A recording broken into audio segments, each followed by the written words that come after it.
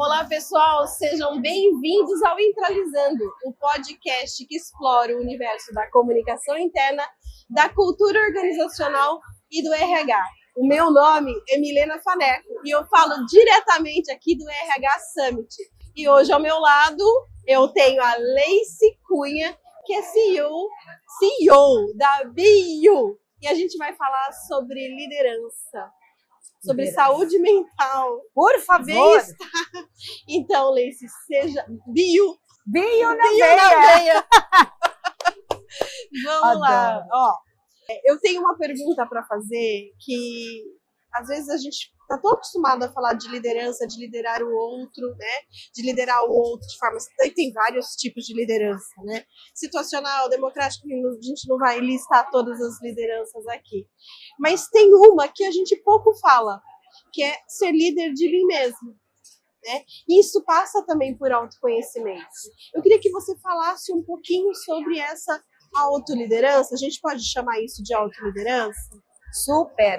Bom, antes de mais nada, obrigado pelo convite, né? Porque hoje eu falo para o Rafa, que é um parceiro, que está faltando a gente olhar para esse lado mais humano. A gente esqueceu de ser humano.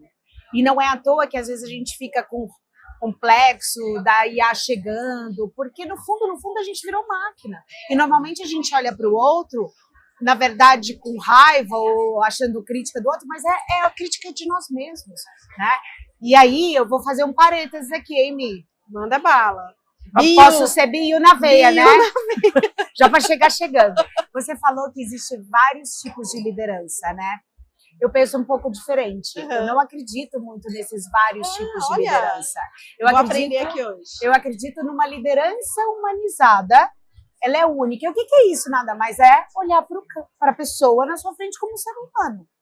Essa é a única que precisa existir. Eu preciso esquecer que eu tenho um número, que eu tenho um crachá na minha frente. Eu tenho um ser humano. E quando a gente fala de ser humano, eu preciso conhecer comportamento humano, gestão emocional, autoconhecimento. O meu método é baseado nos 7 As, que são 7 autos. Então vamos contar aí. Então bora. E aí você começa pelo autoconhecimento, que você tem essa clareza de quem você é, para você poder se autoanalisar, expande a sua consciência, que gera essa autoconsciência, onde você consegue lidar melhor com as suas vulnerabilidades, com o que você tem de melhor. E é aí onde começa a autoliderança, porque eu me reconheço, eu sei o que eu tenho de melhor e é isso que eu consigo entregar para o outro. Muito bom você falar isso, mas daí, vamos lá, vamos dar uns passinhos para trás. Boa. Aqui. Muitas vezes, uma pessoa é promovida a um cargo de liderança assim, né? Ele é muito bom tecnicamente em alguma coisa, ou ele tem aí anos dentro de uma empresa, aí tá na hora de ser líder, né? Mas ele não tem essa preparação, nem muitas vezes essa consciência que você está trazendo aqui. Então eu tenho 2 questões. A primeira é: como que ele pode se preparar para essa liderança? Qual é o primeiro passo que ele tem que dar? Qual é esse clique, sabe? E como que as empresas podem ajudar os seus líderes a ter essa consciência que você trouxe? Nossa, me acho uma excelente pergunta, porque assim, eu venho de um corporativo antigo, né? Eu comecei com... Meu primeiro cargo foi com 20 anos, foi o primeiro cargo de gerência. E depois eu falei, né? 20 anos como gerente, 30 anos como diretora e 40 anos o meu primeiro burnout, eu tô no meu segundo burnout. E eu acho que um dos maiores erros que a gente teve, e eu fui uma líder tóxica mesmo, tem uma hoje que eu prego, esse aprendizado primeiro comigo, acolhimento comigo, para depois eu ser com outro. E um dos maiores erros que a gente fez foi promover pessoas técnicas. Então, eu sou um excelente vendedor, eu sou um ótimo VM, na época eu lido com varejo de moda, sem olhar para liderança, é totalmente comportamental.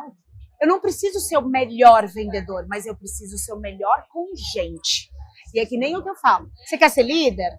Você gosta de gente? É a única coisa que você precisa ter. Se você não gosta de gente, procura outra coisa. Vai ser especialista. E aí é onde, respondendo a sua pergunta, isso deveria ser a pergunta filtro. antes de promover qualquer pessoa? Você quer lidar com problemas com gente, focar no desenvolvimento das pessoas? Esse tem que ser o core da liderança. Eu acho que as empresas estão mais no passado e hoje mais do que nunca. Eu acho que existe um pouco de conscientização, mas aí também a gente foi para o extremo. Tá bom, você gosta de gente, então você vai fazer tudo. Você vai fazer o técnico, você vai desenvolver pessoas e aí a gente sobrecarrega a rotina. Eu ia falar exatamente isso, mas trazendo um ponto antes, que muitas vezes, né, as pessoas elas querem ser líder muito mais pelo prestígio da liderança, pelos benefícios financeiros que essa liderança traz, do que propriamente a liderança em si, de gerir pessoas, né, de cuidar das pessoas, desenvolver pessoas, né? E ela só está olhando o lado bom da liderança, né? Mas esse líder também está sofrendo uma pressão, ele precisa entregar resultado, não é simplesmente um salário maior no final do mês. Quando você senta numa cadeira, quanto mais alto, eu sei que todo mundo fala isso, mas é a mais pura verdade. Quanto mais alto você fica, mais solitário você fica. Exatamente, a liderança ela é muito solitária. Né? E ela adoece, essa solidão adoece. A gente está Quantas vezes a gente fala que a gente está no período onde a gente está tão conectado, em tese, com muitas pessoas ao lado, mas no fundo, solitários. E isso é a hora que explode. O meu burnout, por exemplo. Eu falo isso, eu tenho a minha página no Insta, onde eu divido muito essas dores do meu dia a dia. E talvez o burnout que eu falo não é o que todo mundo prega, porque para mim foi o dia que eu descobri que a razão mesmo do burnout é a ausência de si mesmo. Onde você... Que forte isso, né? Eu falo que foi uma jornada, assim, de muito acolhimento, assim, de entender que para eu me reencontrar, eu precisava buscar muito a minha autoliderança, que é por isso que eu ensino hoje. E essa autoliderança, ela foi muito dentro de um caminho de me aceitar mais. Entender que a liderança que eu sempre acreditei, que é pessoas, que é emoção, que é estar do lado das pessoas. Eu me perdi muito no resultado, na meta, trazia resultados 87% versus o ano passado. Eu sempre fui promovida rápida por resultado, mas o custo de alcançar esse resultado, pessoas desengajadas, doentes, já no ano passado, isso me incomodava. E eu era promovida por isso, ou seja, chancelava as minhas atitudes. A gente acabou romantizando esse tipo de... normalizando isso, né? O resultado a qualquer preço, né? E tem uma questão importante aí, né? O líder, uma das responsabilidades do líder é olhar para o outro. Mas e quem olha para esse líder? Boa pergunta. E eu acho que esse ano a gente está começando a responder isso. A gente está num evento de RH. Sem dúvida. Eu fui num evento de RH também na semana passada, com mais de 5.000 pessoas, e eu fiquei, por incrível que pareça, por incrível que pareça, porque eu nunca imaginei ainda estar viva para ouvir isso. Então, eu tô feliz, tá? Eu vou dizer que, assim, só tinha C-level, os diretores, heads, Natura, grandes empresas, né, multinacionais. Foi unânime. Painel principal, as pessoas C-levels dizendo: vocês vieram aqui buscar resposta? Eu não tenho resposta. Pela primeira vez eu estou levantando a mão e pedindo ajuda porque eu não sei mais como liderar. Essa era a frase unânime de todo mundo. E eu acredito, eu imagino o tamanho do seu choque, porque o líder também tem aquela questão de: se eu levantar a mão, eu vou expor a minha vulnerabilidade. Exatamente. E um líder não pode ser vulnerável, ele não pode estar vulnerável. Ainda bem que a Brené Brown nos ensinou que podemos ser, viva, né? Brené Brown! Viva, por favor! E foi isso que eu vi pela primeira vez, foi tão rico, tão estratégico, que não é porque os líderes levantaram a mão pedindo ajuda, porque eu já... E aí vem um autoconhecimento, a autoliderança na veia. Eu sei onde eu falhei. E eu sei que o que eu entregava no passado não vale mais. Essa ideia, falei com o Rafa isso agora. Outra coisa que eu também não acredito, olha, daria vários papos aqui. Geração, a nova geração Y, Z, tarará, tarará. Claro, cronologicamente, legal, a gente temos uma percepção de onde, né, ano que nascemos, parará. Mas somos seres humanos. E que bom que essa nova geração está dizendo: aí, eu não quero seu estilo de vida. Eu não quero ficar doente igual você. Meu filho vira pra mim e fala, mamãe, você vai sair de novo, você não ficou comigo. Eu falei, você tem razão, filho. Exatamente. É a geração que não viu o pai e a mãe na festinha do Dia das Mães, na formatura, na reunião, porque estavam ocupados, né, em cargas excessivas de trabalho.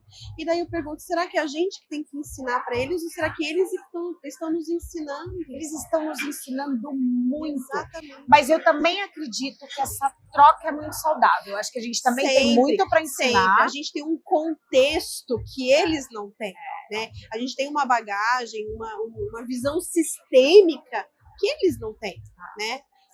E que bom que a gente tenha a condição ainda, né? Porque a gente está no mercado de trabalho, nós somos produtivos, Sim. Né? De ter essa troca. É isso. E eu acho que está faltando, a NR1 vem para isso, A NR1 né? vem para isso também. Para cobrar, né? Tudo bem que ela entra como norma educativa, né? E tudo só ano que vem que vai ser punitivo, mas empresas já com esse olhar de futuro podem pegar isso como um elemento de competitivo do mercado para te levar mesmo. E eu acho que é para isso mesmo porque, vamos lá, funcionários doentes prejuízo. É prejuízo. Mas um ROI que não necessariamente era contabilizado no passado. Não né? era contabilizado. Um lucro, um prejuízo absurdo. Ele olhava lá, absenteísmo, mas ele nem sabia por que calcular aquilo. Qual era o motivo de tanto absenteísmo? Por que as pessoas estão... Por que tanto atestado médico aqui? Por que tanto afastamento aqui? Olha o rombo na economia. Exatamente. Acho que o último dado, posso estar errada, mas que eu vi foram 3 bilhões, 4 bilhões ano passado. Se você colocar isso... Cara, é muito dinheiro, é muita perda. Dinheiro. É muita perda. E isso eu tô olhando só, acho que era média de R$1.900, R$1.800 por mês por indivíduo, por afastamento. Mas se você colocar isso, aí eu tô olhando dinheiro. E a saúde mesmo, que não volta. Cara, o meu corpo hoje, ele é viciado em adrenalina e cortisol. Eu tenho níveis altíssimos. Eu tomo remédio controlado. Foi uma escolha minha, responsabilidade minha. Mas que bom se eu tivesse alguém do meu lado para dizer antes, né, de forma preventiva, né? Mas você sabe qual é a boa notícia? É que você conseguiu reverter isso, você está conseguindo reverter, você viu isso em você se olhou para dentro, né? E eu acho que talvez agora é isso que a gente precisa para resgatar esses profissionais doentes, a saúde desses profissionais. Como que nós, profissionais ativos, podemos influenciar as lideranças das empresas a olhar para as pessoas com esse olhar. E o que eu tenho empregado para o mercado, e é o que a Bio prega, né? Ela nasceu muito disso, dessa minha dor, cargos altos, executiva, média e alta gerência, e eu cheguei como diretora de operações e eu me esqueci, por isso que eu falei, a ausência de mim mesmo, eu me esqueci. E a líder, a gente sabe, lidera por exemplo. Então como é que eu poderia cobrar qualquer coisa que fosse do outro se eu não conseguia fazer comigo? E olha que eu entreguei resultados, mas imagina se eu tivesse feito com mais acolhimento a mim, com mais sabedoria. Eu tenho uma frase que a Isabela Camargo ela fala muito, que eu adoro, que não é que eu trabalhei, não é que eu não sabia trabalhar, ou que eu não conquistei as minhas coisas para o trabalho. Eu trabalhei muito bem e me sobressaí com isso. Eu só me esqueci. Leis, minha pergunta a gente tá falando aqui de amiga pra amiga. Por favor, já me senti. Já quero um outro papo, que eu tô amando. Não saio daqui. Não, mas a questão nossa é como que a gente consegue influenciar o outro a ter esse olhar que você tá trazendo aqui, né? De se olhar para dentro, né? De ser você, Bio na veia. Bio na veia. Olha, eu já atendi mais de 1.000 líderes executivos com o método da BIU, e ao longo da minha carreira são mais de 8.000 líderes desenvolvidos. E aí eu fiz um padrão, né? KPIs na veia, como a gente estuda, e saiu um padrão, principalmente no último ano desses 1.000 líderes, como que a gente conseguiu tirar essa pessoa do ponto A, que normalmente não tenho vida pessoal, não esqueci dos meus filhos, não sei, eu só falo de negócio, esgotamento, para um B que eu falo que não é que você não vai trabalhar mais em nada, essa pessoa ama trabalho, eu amo trabalho. mas eu preciso encontrar o meu equilíbrio. Do A para o B, olha, foi 82%, 83% desses altos executivos, a hora que você vira o mindset, que você começa a ver, não existe separação entre a vida pessoal e profissional. Eu sou um só. E para mim, o que é importante para mim? Para mim, hoje, por exemplo, eu preciso ter na minha agenda, eu tenho blocos. 30% é a minha saúde social, 20%, 30% é o meu lifelong learning, que eu preciso estar aqui em evento trocando. Todo. Depois tem a minha mãe e filho, um papel que eu não negocio, porque isso é a minha base. Mas tem aqui novos negócios, que eu preciso estar o tempo inteiro num Vale do Silício, eu preciso estar... Mas esse é o meu equilíbrio, a gente precisa achar o seu. Qual é o seu? Não dá para falar, eu tô no final de semana, desconecto, não falo de trabalho. Não, e vice-versa, você tá no trabalho. O que serve para um pode não servir para o outro, cada um é um, né? Eu acho que o mercado prega muito, vai com a demanda. Sabe efeito manada? É, efeito manada. Sabe assim? Moda. Uma vez eu ouvi, não vou falar o nome por respeito, mas eu não acredito em equilíbrio. Eu acredito muito em equilíbrio. O problema é que a gente quer copiar e colar do outro. Qual é o seu equilíbrio? Às vezes o seu equilíbrio é assim, ficar, sei lá, 60% trabalhando e tá tudo bem. 80%... Se você estiver bem com isso. Se você tiver... Mas às vezes, então, mas aí tem uma questão, né? Às vezes eu não sei que eu não tô bem com aquilo. Porque eu normalizei. Para mim, o normal é esse. Faz total sentido. Só que aí a gente chama de maturidade emocional, exatamente. Que é só a idade, infelizmente. Hoje os meus mentorados têm acima de 35, 37 anos, né? Então são executivos e tudo. Só que eles primeiro falam, a gente vive, infelizmente, numa bolha no Brasil. Aí tem a situação econômica mesmo, política, infelizmente. O problema de discrepância aqui de renda, desigualdade, cara, a desigualdade é absurdo, é triste mesmo. Sem dúvida. Mas esse 1% que começa a ganhar dinheiro, né, que é o cargo, status... Que já pode escolher. Exatamente. Eu passei por um período, eu venho de uma família muito simples. Então, ganhando 20, 30, 40, 50 mil, você fala, uau! Aí você se perde. Por quê? Porque a gente também vive numa sociedade onde eu não tenho tão fácil, então se eu tenho, eu não quero perder. A gente acabou de falar exatamente aqui, que é a questão do senso de escassez. E de recompensa. A gente vive numa cultura... eu sou apaixonada pelo Brasil, mas como eu te falei, eu vivi 10 anos em Londres. Londres me ensinou completamente muito, diferente. Muito, assim, muito diferente. Então, assim, eu falo que a minha liderança humanizada que eu entrego, essa autoliderança, ela é meio-meio. Eu amo gestão de pessoas, desenvolvimento, gestão emocional, tarará, mas não fica sem planejamento e organização, então, KPIs ou QRs aqui que não dá. Eu ia falar isso para você, quando você estava falando do equilíbrio, né, buscar o seu equilíbrio, isso passa não só pelo autoconhecimento, primeiro pelo autoconhecimento, mas por organização, planejamento, que é algo que a gente sempre fala aqui. Né? Nós não fomos educados para isso. A gente tem que aprender com isso, muitas vezes na dor. Porque a gente não... no máximo, a gente tinha um cofrinho quando era pequeno e uma agendinha. Né? Diário, né? E um cofrinho. E só, era isso. Né? Então, a gente não aprendeu a usar esse cofrinho, ou a usar essa agenda, para que hoje a gente consiga olhar para a nossa vida de uma maneira mais equilibrada, separando, organizando. Os 7 A's que eu não terminei, o primeiro, então, autoconhecimento, autoanálise e autoconsciência. E aí o quarto é esse autocuidado, ou seja, eu olho para as 5 áreas da saúde, então física, emocional, espiritual, emocional e social, né, que é SWSX aí, super nos trouxe isso. Sim. E esse autocuidado, eu falo, a sua agenda precisa ser reflexo disso. Então, como é que você quer fazer academia se não está na sua agenda? Você não pode fazer. Não vai fazer. Você quer cuidar da sua saúde, mas você não tem 1 hora, 30, 40 minutos que seja de almoço, você quer almoçar na frente do computador, você não vai ter. Tem que estar na sua agenda, tem que estar fechado. Senão as pessoas se perdem. Se perdem e não conseguem definir o que é prioridade e o que não é prioridade. E geralmente o que é prioridade é aquilo que vai ter um impacto ali mais imediato. Então, se é o trabalho, vai o trabalho. E amanhã é o trabalho, e depois é o trabalho, e depois é o trabalho, e dá o burnout. É isso aí. É bem isso. Mas depois do autocuidado, até para finalizar esses 7 A's, que a gente fala disso. Aí a gente sai do autocuidado e eu começo a ir para gestão, que é o quê? Eu vou olhar para o meu autofeedback, eu tenho uma reunião one-on-one comigo mesma, uma vez por semana. Me ensina isso, ensina o nosso audiência.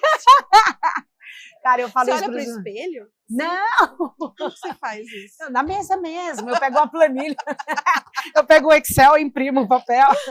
Então são 10 perguntas que eu faço, mas eu sempre falo, começa com 3. Faz 10 minutos, 5 minutos, reunião com você mesmo, fecha uma agenda, one-on-one comigo mesmo. Toda sexta às 17 eu faço. Eu falo para os meus mentorados, qual vai ser a sua data? E aí você fecha, você fala, 3 perguntas. O que deu muito certo nessa semana, faz por semana? O que eu planejei, que eu consegui fazer, que eu tô orgulhosa de mim mesma? Deu certo. Que não deu, cara, não deu certo, por N razões, não interessa, não busca justificativa. Olha no que aconteceu. E o outro é oportunidades da semana. SWOT na veia, SWOT na veia. SWOT na veia. Eu falo para os executivos. E os aprendizados disso tudo, né? Aprendizados, aí entra nas outras perguntas. E eu falo, faz esses outros 7 A, os outros A's, é autofeedback, autorresponsabilidade e autogestão. Cara, e você sabe que esse one-on-one de si mesmo é simples. Você falou 3 coisinhas aqui que, cara... São 10 minutos que eu falo que te traz, é 80-20. São os 20 minutinhos ali, 20% que você foca e que te traz 80% de foco da semana. Então não é mais sobre gestão de tempo, é gestão de prioridades. Quais são as suas? É gestão de si mesmo. Gestão de si mesmo. Para eu liderar muito bem o outro e negócio, eu preciso começar a liderança por mim mesmo. Isso é bio na veia. Bio? Gostei do bio. Ai, olha, vamos lá, agora eu que vou te chamar para conversar. Bio, pode me chamar. Eu topo. A gente gosta pouco de falar. Olha, para mim aqui, eu já tô me sentindo em casa. Olha isso, qual que é, agora, uma dica, um conselho de mãe. Olha, tem um filho de de irmã, 6 anos, vai. Tá bom, não, vai. De irmã, então. Pode ser. Que você daria para essas pessoas que precisam ouvir essa mensagem de você? Olha, você vai pegar num pontinho aqui agora, que eu sou geminiana, né? Eu vou do 8 para 80 rapidinho. Eu sou pisciana. Ó! Eu vou falar muito disso. Eu lembrei do meu filhote agora. Então vai. Lembrei Só do meu não filhote. chora, porque senão eu choro junto e daí Tem filho? eu tenho 2. Olha, ó, tá vendo? Já começa a mãe. Não, eu tenho gêmeos. Jura? Eu acho que hoje eu viro... Lembrei dessa cena agora, por isso que eu viajei aqui agora. Até os 2, 3 anos ele não me reconhecia. Eu imagino, eu sonhei tanto em ser mãe.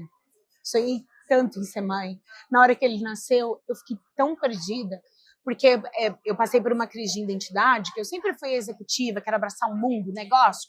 Tinha 3 negócios ao mesmo tempo, tarará. Mas eu sonhei, ninguém me amarrou. Eu queria ser mãe. E aí, quando ele entra, eu falo, eu não quero mais. Quando ele chega, eu não quero mais. Por quê? Porque eu estava tão viciada, workaholic mesmo. É um vício no trabalho, que na hora que eu me vi sem o trabalho, falei, quem eu sou? Você não se reconheceu. Eu não me reconheci. Por isso que o nome nasceu da minha principal dor. Então, se eu pudesse falar hoje, é assim, ó. Sai desse automático e se olha. Durante 3 anos eu não me olhava no espelho. Acorda, sabe aquele básico bem feito? Para de querer abraçar o mundo. A gente está muito dinâmico, o mundo está mudando muito rápido. Qual é o momento da sua descompressão?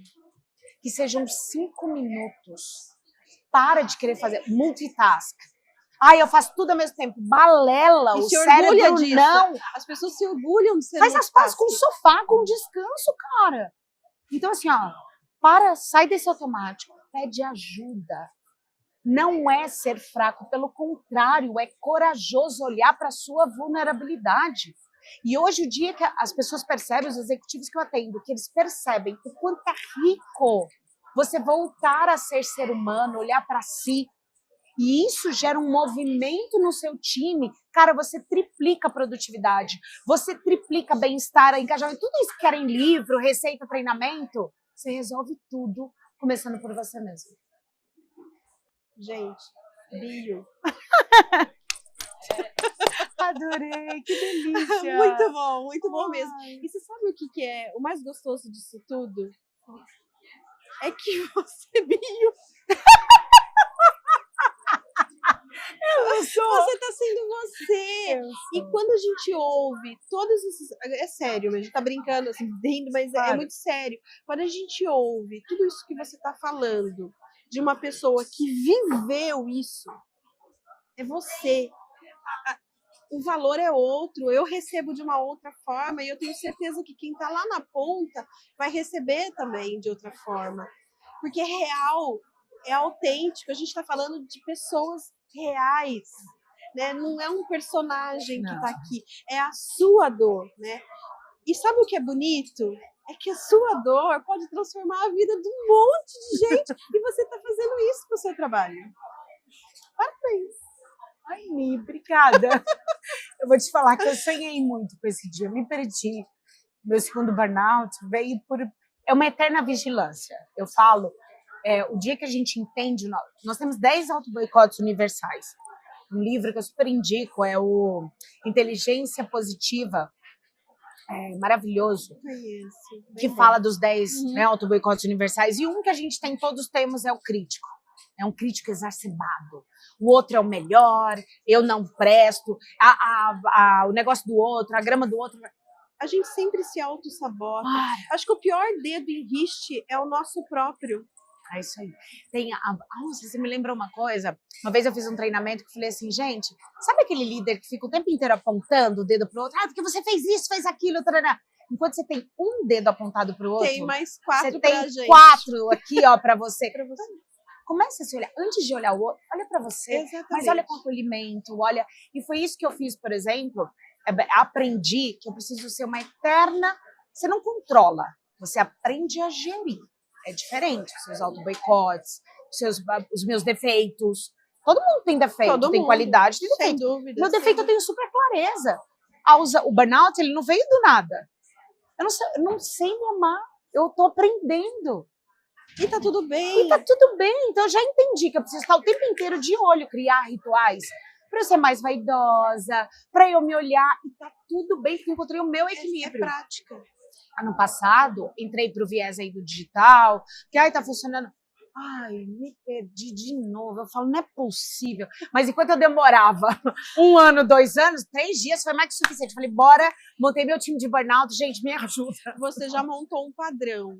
Você já sabe reconhecer, identificar e reconhecer. É isso. Né? É isso. E é isso que eu falo na identificar os gatilhos que a gente não olha para eles. Não olha. Porque o automático. Aprende a se conhecer. Eu digo, quer ter o sucesso na vida? 4 coisas. Se conhece, mas se conhece mesmo, sabe? Tira a capa, tira bio na veia, se conhece, tenha clareza da sua especialidade. Você não vai fazer tudo. Qual é o seu maior talento que você faz, que é o seu óbvio, pé nas costas. Que pro outro, fala, como você sabe? Você fala, gente, pra mim é tão fácil ensinar. É esse que você vai focar. Pega o que você tem de talento, o que você faz de melhor. Pega também o que você ama, porque normalmente nem sempre o que você é bom é o que você ama. Junta esses dois. Isso é muito ideal. Não é não. Funciona. Paixão, tarana, e não significa que vai ser a maior parte, vai ser toda hora isso. 80% do seu tempo, 70% do seu tempo você vai fazer isso. O mercado está precisando e paga por isso. Então, ou seja, ele vai te valorizar, você vai receber por isso e ainda de bandeja você impacta o mundo. Que aí vem o propósito. E nós recebemos de bandeja uma mentoria da Bill. Viu? Lacy, o que é que você mais ama? Pessoas. E o que é que você tem de melhor com você? Desenvolver pessoas, liderança. Isso é o que eu faço de melhor. Eu amo. O mercado está precisando, líderes doentios, por favor. E eu ainda consigo impactar o mundo para ser mais leve. Eu prego muito no Seja Líder Leve. Esse é seu propósito? É. Muito bom, muito bom. Vamos pro saco misterioso. Adoro. Tira um papelzinho daqui. Ai, gente, que medo. Bill, pode ser, né? Pior que tá saindo sempre as mesmas perguntas. Então vou tirar. Vou tirar outro. Deixa eu ver qual que é. Esse é aberto, ele já estava aberto. Eu tava aberto, eu peguei. Então eu vou pegar fechado. Ninguém tá mexendo, isso. Não, tá aberto também. Então fechado, vai. Esse, tá bom. Qual trend de RH você gostaria de cancelar? Nossa. Pode falar vários? O céu é o limite. Fiz uma palestra semana passada sobre isso. Fresquinho, então. Cara, eu falei, o líder do futuro, ele precisa ter coragem, ele precisa ter verdade e novos KPIs. Esse foi o tema da minha palestra. Esses novos KPIs é assim, ó, vamos parar de ficar aplicando avaliação de clima que o povo responde só para cumprir tabela. Qual que foi o outro que a gente colocou? Avaliação de clima é uma bola... Ai, qual é o outro? PDL, que é só uma planilha onde tem várias questões só para você preencher e entregar para o seu... Para com isso.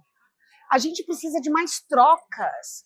Para de ficar tão focado no processo. O processo é importante? Claro que é. Porque senão eu não consigo mapear também. De que processo só precisa existir para... O mapeamento é importante, desde que você dê respostas depois. Então, mas você faça algo com isso. Como que você está coletando essas respostas? Sim, isso importa. Então, assim, que ambiente você está criando para coletar essas respostas? Porque, Great Place to Work, se você tem mais a média lá 92%, eu acho 93% das pesquisas de clima que a gente fala. Não é muito perfeito? Se tem 90%, tem alguma coisa boa. Não existe perfeição. As pessoas, então, assim, vamos abolir isso, vamos lidar com a verdade verdadeira, mas aí a gente precisa começar com a gente. Então, mas aí precisa de uma maturidade organizacional para que essa verdade apareça. E quem é que vai fazer isso? Top decisores, por favor, né, de alta gerência. Existe um preconceito fato, e eu entendo, e eu concordo. Termos. Como em qualquer profissão, você vai ter pessoas boas, pessoas profissionais, éticas, caráter. Então, sem banalizar aqui. Mas, por exemplo, eu fiz a minha formação lá na Inglaterra de Master Coach. Então, hoje, eu, além de entregar toda essa parte de desenvolvimento de líderes, eu uso e acredito muito no coaching. Que nada mais é fazer perguntas que talvez você não faria para você. Então, ao invés de dar respostas, não são as perguntas que movem o mundo? Sim. Por que o coaching, que no final das contas é fazer perguntas, não pode ser respeitado? Agora, é fato que troca-se, né? Quem é coach de verdade. Eu ia falar exatamente isso. Acabou sendo banalizado por ocasiões Sim. práticas inadequadas mesmo. Concordo, né? Super. Que eu chamo de lavagem cerebral. Sim. E, vamos dizer assim, te leva ao extremo do sequestro emocional para que você tome decisões. Não são decisões. Não, eu estava falando exatamente isso com uma colega, antes da gente sentar aqui, sobre o tamanho da responsabilidade que essas pessoas têm com a vida de outras pessoas. E eu falo, o último estudo que saiu, que a gente traz, né? Eu trabalho com relatórios de mapeamento de perfil, que eu trago da associação que eu faço parte da Inglaterra de coach. E lá o último estudo saiu, eu não sei se foi 2 ou 3% das pessoas que participam de treinamentos, que na verdade vende-se como treinamento, mas é uma terapia em grupo, é lavagem cerebral, ali se suicidam. Então, olha a responsabilidade. Cadê a responsabilidade? Exatamente. Então, assim, quando eu falo que eu utilizo o coaching executivo como parte da minha mentoria, nada mais é isso. Não quero gerar dependência, não quero ficar colada. Eu quero te ensinar a pensar, que a gente esqueceu de pensar. E fazer pausas para isso. É isso. E aí, quando a gente faz de novo, quando a gente faz com a gente, naturalmente você entrega para o seu time, você entrega para a sua empresa. Então, a gente está muito acostumado em entrar em reuniões estratégicas, onde eu tenho que entregar o plano de ação, o tático, ali, o operacional, executivo, tático, operacional. Para! Escuta a ponta. Exatamente. Nossa, me fugiu o fundador da Amazon, esqueci, Jeff Bezos. Ele faz isso tão bem. Ele mesmo fala no onboarding dele, né? Ele fala, eu não aceito, eu aboli PowerPoint aqui da minha, você já ouviu ele? Adoro. Ele fala, não quero apresentação em PowerPoint. Por quê? Porque você traz o seu pensamento. Você vai moldar. Eu quero ouvir as pessoas. Não é à toa que eles estão onde estão. Mas a gente volta na maturidade organizacional de novo. E daí, Leice, no papel do RH e das áreas de comunicação, e influenciar essa liderança a ouvir, né, a estimular a escutativa, a criar ambientes, espaços de troca, de ter uma comunicação bidirecional. Né? Você fala, mas o ouvir é muito mais importante quanto você falar, né? Tem um livro, desculpa-me, Imagina. sobre falei isso também semana passada para um mentorado meu. A gente tem vários cursos ou entregas que você fica tão preocupado em como falar, oratória, curso de oratória, tarará. Cadê o curso de escutatória? Um livro, outro chama Escutatória, do Thomas Bry. Maravilhoso. A gente está esquecendo de ouvir. Esquecendo de ouvir. Escutar. E não só esquecendo de ouvir, a gente esquece de abrir espaços para isso, porque são duas coisas aí, né? O quanto eu ouço e o quanto eu permito que os meus ouçam. É isso aí. Eu falo que além da escutativa, a gente precisa começar a... Isso Londres me ensinou. A gente... conversas difíceis, constantes. Antigamente, a gente meio que banalizava comunicação não violenta, né, os treinamentos lá, vamos cuidar da comunicação. Hoje não tem comunicação. Hoje não tem nem violenta, nem não violenta, nem nada, é zero. E tem um assunto polêmico também, né? Tem uma questão... Adoro. Não, mas é mesmo, olha só. E eu estava ouvindo, eu converso muito com muita gente, né? E a gente vem construindo um repertório grande de podcast, né? E todos eles saem isso. Todos, inevitavelmente a gente cai no assunto de liderança, cai no assunto da escuta ativa, enfim. Mas o que a gente percebe hoje é que tem tanta problematização de tudo que os líderes estão ficando com medo de serem líderes. Então, o que eles estão fazendo? Evitando conversas difíceis, porque eles se mantêm numa zona de conforto. Só que olha a gravidade disso para a organização, para ele e para quem ele tem a missão de desenvolver, de cuidar. Mas aí é onde volta naquilo que a gente falou na Exatamente. base. Como eu tenho dificuldade de olhar para mim, no fundo, não é que eu não sei dar feedback, não é que eu não sei como conversar com o outro, não é que no fundo eu estou fugindo dos meus reais problemas. E é muito disso, porque assim, quando você vai dar feedback, você precisa, com certeza, vamos colocar assim, ser humano, você vai falhar, beleza. Mas o quanto eu estou me cobrando dessa perfeição para aí sim eu poder começar a criar esse elo para dar o feedback. É aquele dedo em riste pra gente o tempo todo. Você vai errar. E que bom virar pro seu colaborador e dizer assim, olha, queria muito que você melhorasse. O feedback tem que ser sobre. Aí sim, o situação, né? O situacional. Baseado em alguma coisa. Olha, sei lá, estava na reunião e percebi o quanto eu vi, ouvi e falei. Não é o outro que falou. Você está trazendo fatos e dados, evidências. Exatamente. Né? Então, assim, eu percebi que talvez faltou você aprofundar no indicador ticket médio para trazer uma visão mais do market share, traz a vulnerabilidade para você, ao mesmo tempo que você está falando com o colaborador, e tá aí uma coisa que eu também preciso melhorar. Isso quebra a tensão do feedback, dessa conversa difícil, porque nós não vamos falar de você, nós vamos falar de nós. Que gera identificação, né? Leveza. Olha o Bio na veia por de um novo. mundo mais leve. Mais leve, por favor. Mais leve, Bio, seja líder leve na veia. Bio. Adorei. Muito obrigada, acabou. Ai, não, já para.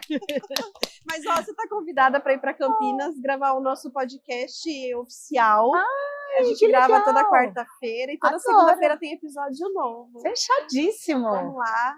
Já tá fechado. Muito Conta bom. comigo. Amei o projeto. Que bom. Contem muito comigo, já dei uma olhada. E é isso que eu preciso mais. Ó, humaniza, já começa com humaniza. Eu acredito muito nessa liderança mais humanizada. E a gente precisa de players assim. Empresas são organismos vivos. Simon Sinek, negócios são feitos de pessoas. Simon Sinek. É isso aí. E precisamos entender os porquês e perguntar mais sobre os porquês. Comece pelo seu porquê, né? Pelo nosso. Eu ia falar exatamente isso. Vamos começar pelos nossos porquês. Tá faltando. Conhecendo mais da gente mesmo, olhando mais para dentro, para Bio. Ai, obrigada. Obrigada eu. Ai.